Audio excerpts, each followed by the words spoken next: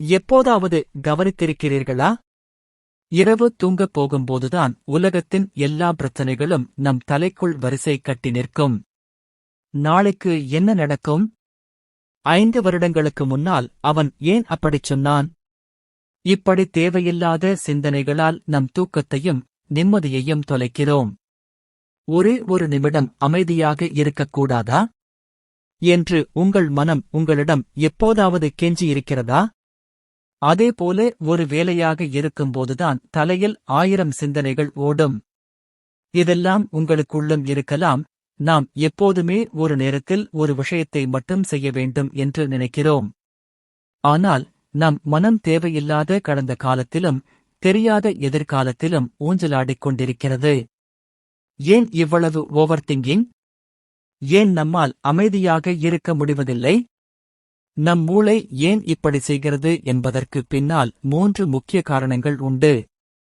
முதலாவது, அறிவியல் ரீதியாக நம் மூளை சும்மா இருக்கும்போது டிஃபால்ட் மோட் நெட்வொர்க் என்ற நிலைக்குச் சென்றுவிடும். இது பழைய நினைவுகளைத் தோண்டுவதையே வேலையாகக் கொண்டது. இரண்டாவது, நம் ஆதிமனித மூளை எப்போதுமே எதிரி எங்கே என்று தேடிக்கொண்டே இருக்கும். இன்று EMI கட்ட முடியுமா? வேலை போய்விடுமோ போன்ற கவலைகளை அந்த மூளை எதிரியாக பார்க்கிறது. மூன்றாவது, காலையில் எழுந்தவுடன் மொபைலில் நாம் பார்க்கும் நூற்றுக்கணக்கான தகவல்கள் நம் மூளையை ஒரு இடத்தில் நிற்க விடுவதில்லை. நாம் செய்யும் வேலையில் கவனம் இருப்பதில்லை. சமையல் செய்யும்போது ஆஃபீஸ் டென்ஷன், ஆஃபீஸ் இல் இருக்கும்போது வீட்டைப் பற்றிய கவலை.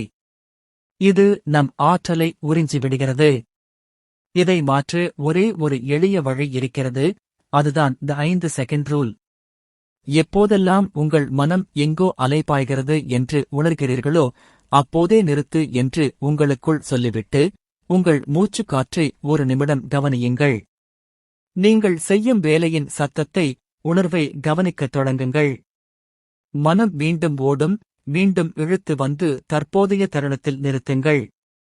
நண்பர்களே, நம் மனம் ஒரு அருமையான கருவி, ஆனால் அது ஒரு மோசமான முதலாளி. நாம் அதை ஆளத் தவறினால் அது நம்மை ஆளத் தொடங்கிவிடும்.